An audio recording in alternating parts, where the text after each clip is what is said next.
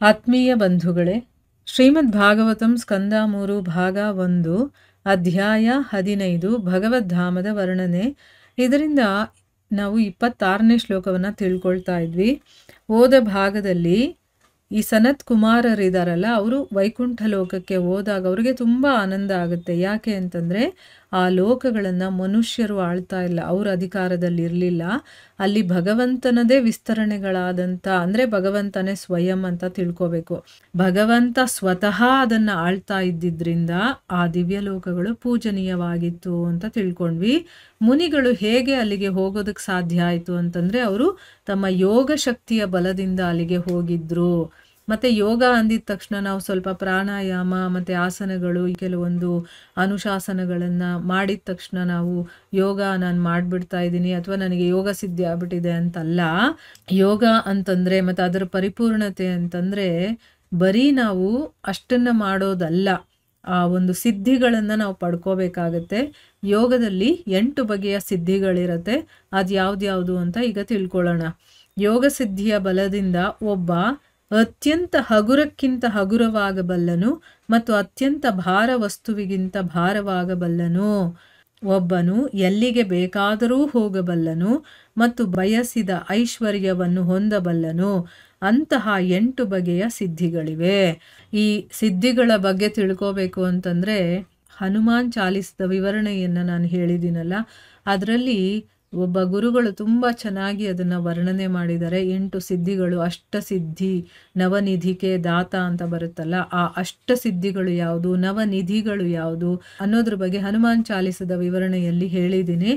ಅಲ್ಲಿ ಬೇಕಾದರೆ ನೀವು ಡೀಟೇಲ್ ಆಗಿ ತಿಳ್ಕೊಬೋದು. ಇಲ್ಲಿ ಸಿಂಪಲ್ ಆಗಿ ಏನು ಅಂತಂದರೆ, ಒಬ್ಬ ತುಂಬ ಸಣ್ಣದಾಗಿ ಆಗ್ಬಿಡ್ಬೋದು, ತನ್ನ ಒಂದು ಗಾತ್ರ ಏನಿದೆಯೋ ಅದನ್ನು ಚಿಕ್ಕ ಇರುವೆವರೆಗೂ ಮಾಡ್ಕೊಂಬಿಡ್ಬೋದು. ಅಥವಾ ಒಬ್ಬ ತುಂಬ ದೊಡ್ಡ ಆಕಾಶದ ಎತ್ತರಕ್ಕೂ ಕೂಡ ಅದನ್ನು ಬೆಳೆಸ್ಕೋಬೋದು. ಇದನ್ನು ನಾವು ನೆನಪಿಸ್ಕೊಳ್ಬೇಕು ಅಂತಂದರೆ ಹನುಮಂತನನ್ನು ನೆನಪಿಸ್ಕೊಂಡಾಗ ನಮಗೆ ಗೊತ್ತಾಗುತ್ತೆ. ಅವನು ಲಂಕೆ ಒಳಗಡೆ ಹೋಗಬೇಕಾದ್ರೆ ಸಣ್ಣದಾಗ್ಬಿಟ್ಟು ಹೋಗ್ತಾನೆ. ಅದೇ ಅವನು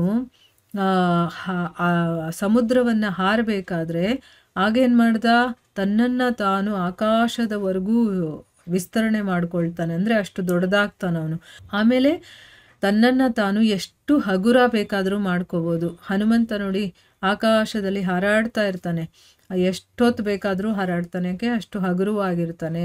ಇನ್ನು ಯಾರೂ ಅಲುಗಾಡ್ಸೋದಕ್ಕಾಗಲ್ಲ, ಅಷ್ಟು ಬಲ ಇರುವಂಥವನು, ಅಂದರೆ ಅಷ್ಟು ಭಾರ ಆಗಿಬಿಡ್ತಾನೆ, ಯಾರೂ ಅವನನ್ನು ಅಲುಗಾಡ್ಸೋದಕ್ಕಾಗಲ್ಲ, ಆ ರೀತಿ ಆಗಿಬಿಡ್ತಾನೆ.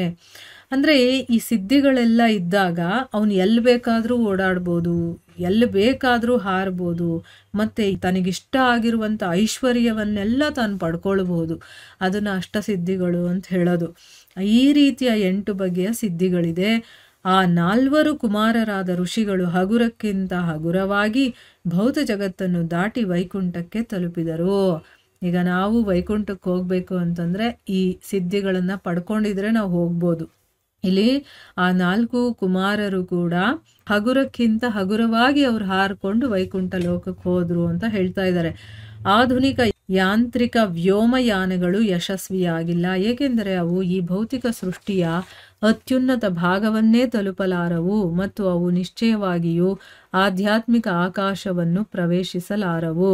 ಆದರೆ ಯೋಗ ಪದ್ಧತಿಯಲ್ಲಿ ಸಿದ್ಧಿಯನ್ನು ಪಡೆದಾಗ ಒಬ್ಬನು ಭೌತಿಕ ಅಂತರಿಕ್ಷದ ಮೂಲಕ ಪ್ರಯಾಣ ಮಾಡುವುದು ಮಾತ್ರವಲ್ಲದೆ ಭೌತಿಕ ಅಂತರಿಕ್ಷವನ್ನು ದಾಟಿ ಆಧ್ಯಾತ್ಮಿಕ ಆಕಾಶವನ್ನು ಪ್ರವೇಶಿಸಬಲ್ಲನು.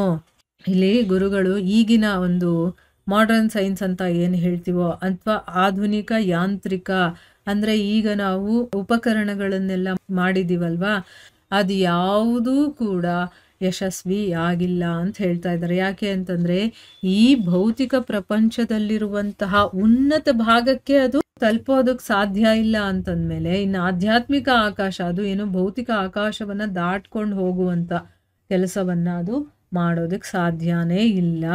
ಆದರೆ ಇದಕ್ಕೆ ಒಂದು ದಾರಿ ಏನಪ್ಪ ಅಂತಂದರೆ, ಯೋಗ ಪದ್ಧತಿಯಲ್ಲಿ ನಾವು ಸಿದ್ಧಿಯನ್ನು ಪಡೆದಾಗ ಆ ರೀತಿ ಯಾರಾದರೂ ಬೇಕಾದ್ರೂ ಕೂಡ ಭೌತಿಕ ಅಂತರಿಕ್ಷದ ಮೂಲಕ ಪ್ರಯಾಣ ಮಾಡ್ಬೋದು, ಹಾಗೇ ಮಾಡ್ಬೋದು. ಭೌತಿಕ ಅಂತರಿಕ್ಷವನ್ನು ದಾಟಿ ಅವನು ಆಧ್ಯಾತ್ಮಿಕ ಆಕಾಶವನ್ನು ಕೂಡ ಪ್ರವೇಶ ಮಾಡ್ಬೋದು. ಅಂದರೆ ಈ ಲೋಕವನ್ನು ಬಿಟ್ಟು ಆಧ್ಯಾತ್ಮಿಕ ಲೋಕಕ್ಕೂ ಕೂಡ ಅವನು ಹೋಗ್ಬೋದು.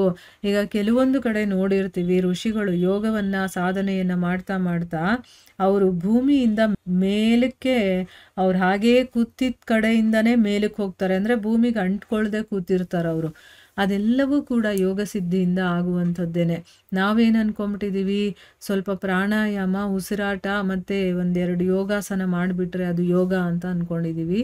ಅದು ಯೋಗ ಅಲ್ಲ, ಅದರಲ್ಲಿ ಒಂದು ಭಾಗ ಅಷ್ಟೇ ಅದು, ಆಯಿತಾ. ಅದಕ್ಕೋಸ್ಕರ ನಾವು ಸರಿಯಾಗಿ ಅದನ್ನು ಮಾಡಿದಾಗ ಈ ಸಿದ್ಧಿಗಳನ್ನೆಲ್ಲ ಪಡಿಬೋದು. ಆದರೆ ನಾವು ಇವಾಗ ಮಾಡುವಷ್ಟು ನಮಗೆ ಕೆಪಾಸಿಟಿ ಇಲ್ಲ ಇವಾಗ. ಆದರೆ ಕೆಲವರು ಸಾಧನೆ ಮಾಡಿ ಈಗ ಹಿಮಾಲಯಗಳಲ್ಲಿ ಅಲ್ಲಿ ಇಲ್ಲಿ ಎಲ್ಲ ಹೋಗಿ ಮಾಡ್ತಾರಲ್ಲ, ಅವರೆಲ್ಲ ಮಾಡ್ತಾರೆ. ಈಗ ನಮಗೆ ಗೊತ್ತಾಯ್ತಲ್ವಾ ಆಧ್ಯಾತ್ಮಿಕ ಆಕಾಶಕ್ಕೆ ಪ್ರವೇಶ ಮಾಡಿದ್ದು ಹೇಗೆ ಸನಕಾದಿ ಋಷಿಗಳು ಅಂತಂದ್ಬಿಟ್ಟು. ಈ ಸತ್ಯ ಸಂಗತಿಯನ್ನು ನಾವು ದೂರ್ವಾಸ ಮುನಿ ಮತ್ತು ಅಂಬರೀಷ ಮಹಾರಾಜ ಸಂಬಂಧದ ಘಟನೆಯಿಂದ ಕೂಡ ತಿಳಿಯುತ್ತೇವೆ. ಗೊತ್ತಿರುವಂತೆ ದೂರ್ವಾಸ ಮುನಿ 1 ವರ್ಷದಲ್ಲಿ ಎಲ್ಲ ಕಡೆಯೂ ಸಂಚರಿಸಿ ದೇವೋತ್ತಮ ಪರಮಪುರುಷ ನಾರಾಯಣನನ್ನು ಸಂಧಿಸುವುದಕ್ಕಾಗಿ ಆಧ್ಯಾತ್ಮಿಕ ಆಕಾಶದೊಳಗೆ ಹೋದನು. ವರ್ತಮಾನ ಕಾಲದ ಪರಿಗಣನೆಯಿಂದ ವಿಜ್ಞಾನಿಗಳು ಲೆಕ್ಕ ಹಾಕುವುದೇನೆಂದರೆ, ಬೆಳಕಿನ ವೇಗದಲ್ಲಿ ಒಬ್ಬನು ಪ್ರಯಾಣ ಮಾಡಿದರೆ ಈ ಭೌತ ವಿಶ್ವದ ಅತ್ಯಂತ ದೂರದಲ್ಲಿರುವ ಲೋಕವನ್ನು ತಲುಪಲು 40,000 ವರ್ಷಗಳು ಬೇಕಾಗುವವು. ಆದರೆ ಯೋಗ ಪದ್ಧತಿಯು ಒಬ್ಬನನ್ನು ಪರಿಮಿತಿ ಇಲ್ಲದೆ ಮತ್ತು ಕಷ್ಟವಿಲ್ಲದೆ ಕೊಂಡೊಯ್ಯಬಲ್ಲದು. ಇಲ್ಲಿ ಗುರುಗಳು ಎಕ್ಸಾಂಪಲ್ ಕೊಟ್ಟು ಹೇಳ್ತಾ ಇದ್ದಾರೆ. ಇದಕ್ಕೆ ದೂರ್ವಾಸ ಮುನಿ ಮತ್ತು ಅಂಬರೀಷ ಮಹಾರಾಜನ ಘಟನೆ ಇದೆಯಲ್ಲ, ಅದರಿಂದ ನಾವು ತಿಳ್ಕೊಬೋದು ಅಂತ. ಅದೇನು ಅಂತ ಮುಂದೆ ನಮಗೆ ಈ ಭಾಗವತದಲ್ಲೇ ಗೊತ್ತಾಗುತ್ತೆ. ಆ ಕತೆ ಬಂದಾಗ ಅವ್ರೇನು ಹೇಳ್ತಾ ಇದ್ದಾರೆ, ದೂರ್ವಾಸ ಮುನಿಗಳು 1 ವರ್ಷದಲ್ಲಿ ಎಲ್ಲ ಕಡೆನೂ ಸಂಚಾರ ಮಾಡಿ ಆ ನಾರಾಯಣನನ್ನು ಸಂಧಿಸ್ಬೇಕು ಅಂತ ಅವರು ಆಧ್ಯಾತ್ಮಿಕ ಆಕಾಶದ ಒಳಗಡೆ ಹೋಗ್ತಾರೆ ಅಂತ ಹೇಳ್ತಾರೆ. ಅಂದರೆ ಏನು, ಭಗವಂತನನ್ನು ಸಂಧಿಸೋದಕ್ಕೆ ಅವರು ಆಕಾಶಕ್ಕೂ ಹೋಗ್ತಾರೆ. ಅಂದರೆ ಅವರು ಯೋಗ ಸಿದ್ಧಿಯನ್ನು ಪಡೆದ ಕಾರಣದಿಂದ ಅವರು ಆಧ್ಯಾತ್ಮಿಕ ಆಕಾಶಕ್ಕೆ ಅಂದರೆ ಆಧ್ಯಾತ್ಮಿಕ ಲೋಕಕ್ಕೆ ಹೋಗೋದಕ್ಕೆ ಸಾಧ್ಯ ಆಯಿತು ಅಂತ ಅರ್ಥ.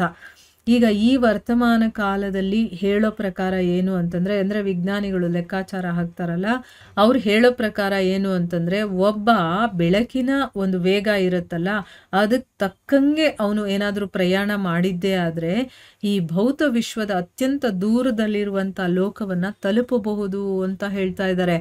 ಆ ರೀತಿ ತಲುಪೋದಕ್ಕೆ 40,000 ವರ್ಷಗಳು ಬೇಕಾಗುತ್ತೆ. ನಮಗಿರೋ ಆಯಸ್ಸು ಎಷ್ಟು? ಬರೀ 100 ವರ್ಷ. 100 ವರ್ಷನೂ ನಾವು ಬದುಕೋದಿಲ್ಲ. ಇನ್ನು 40,000 ವರ್ಷಗಳು ನಾವು ಇರೋದಕ್ಕೆ ಸಾಧ್ಯನಾ? ಅಲ್ಲಿಗೆ ಹೋಗಿ ತಲುಪೋದಕ್ಕೆ ಸಾಧ್ಯನಾ?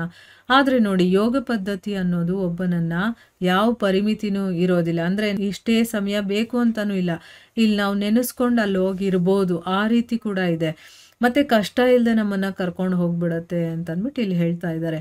ಅಂದರೆ ಯೋಗ ಪದ್ಧತಿಗೆ ಎಷ್ಟು ಪವರ್ ಇದೆ ಅಂತ ಇಲ್ಲಿ ನಾವು ತಿಳ್ಕೋಬೇಕು. ಈ ಶ್ಲೋಕದಲ್ಲಿ ಯೋಗ ಮಾಯಾ ಎಂಬ ಶಬ್ದ ಬಳಕೆಯಾಗಿದೆ. ಯೋಗ ಮಾಯಾ ಬಲೇನ ವಿಕುಂಠಂ. ಆಧ್ಯಾತ್ಮಿಕ ಲೋಕದಲ್ಲಿ ಪ್ರದರ್ಶಿತವಾದ ದಿವ್ಯಾನಂದ ಮತ್ತು ಅಲ್ಲಿಯ ಇತರ ಎಲ್ಲ ಆಧ್ಯಾತ್ಮಿಕ ಅಭಿವ್ಯಕ್ತಿಗಳು ಯೋಗಮಾಯ, ದೇವೋತ್ತಮ ಪರಮಪುರುಷನ ಅಂತರಂಗ ಶಕ್ತಿಯ ಪ್ರಭಾವದಿಂದ ಸಾಧ್ಯವಾಗಿ ಮಾಡಲಾಗಿದೆ. ಅಂದರೆ ಇಲ್ಲೇನು ಹೇಳ್ತಾ ಇದ್ದಾರೆ, ಈ ಶ್ಲೋಕದಲ್ಲಿ ಯೋಗಮಾಯ ಅನ್ನುವಂಥ ಶಬ್ದದ ಬಳಕೆ ಮಾಡಿದ್ದಾರೆ. ಈ ಯೋಗಮಾಯ ಯಾವುದು ಅಂತಂದರೆ, ವೈಕುಂಠದಲ್ಲಿ ಏನೆಲ್ಲ ನಡೆಯುತ್ತೋ ಅದನ್ನೆಲ್ಲ ಮಾಡುವಂಥವಳು ಯೋಗಮಾಯ. ಆಧ್ಯಾತ್ಮಿಕ ಲೋಕದಲ್ಲಿ ನಮಗೆ ಸಿಗುವಂಥ ದಿವ್ಯಾನಂದ ಅಥವಾ ಬೇರೆ ಇನ್ನೇನೇ ಆಗಿರಬಹುದು, ಎಲ್ಲ ಅಭಿವ್ಯಕ್ತಿಗಳು ಯೋಗಮಾಯದಿಂದ ಆಗುವಂಥದ್ದು. ಅದು ಭಗವಂತನ ಒಂದು ಅಂತರಂಗ ಶಕ್ತಿನೇ, ಅದರ ಪ್ರಭಾವದಿಂದ ಅದೆಲ್ಲ ಆಗಿರುವಂಥದ್ದು ಅಂತ ಇಲ್ಲಿ ಹೇಳ್ತಾ ಇದ್ದಾರೆ. ಈಗ ವೈಕುಂಠ ಲೋಕ, ಅಲ್ಲಿಗೆ ಹೋಗೋದಕ್ಕೆ ಏನು ಅರ್ಹತೆ ಇರಬೇಕು ಅಥವಾ ಹೇಗೆ ಹೋಗ್ಬೋದು ಅಂತಂದ್ಬಿಟ್ಟು ಇಲ್ಲಿ ನಾವು ತಿಳ್ಕೊಂಡ್ವಿ. ಅದು ಏನು, ಸನತ್ ಕುಮಾರರು ಯೋಗ ಸಿದ್ಧಿಯ ಮೂಲಕ ಅಲ್ಲಿಗೆ ಹೋಗಿದ್ರು. ಅದರಿಂದ ವೈಕುಂಠ ಲೋಕ ಹೇಗಿದೆ ಏನು ಅನ್ನೋದನ್ನೆಲ್ಲ ವರ್ಣನೆ ಮಾಡಿ ಹೇಳಿದ್ರು. ಮುಂದುವರೆದು ಏನಿದೆ ಅಂತಂದ್ಬಿಟ್ಟು ನಾವು ಮುಂದಿನ ಶ್ಲೋಕದಲ್ಲಿ ತಿಳ್ಕೊಳ್ಳೋಣ. ಹರೇ ಕೃಷ್ಣ.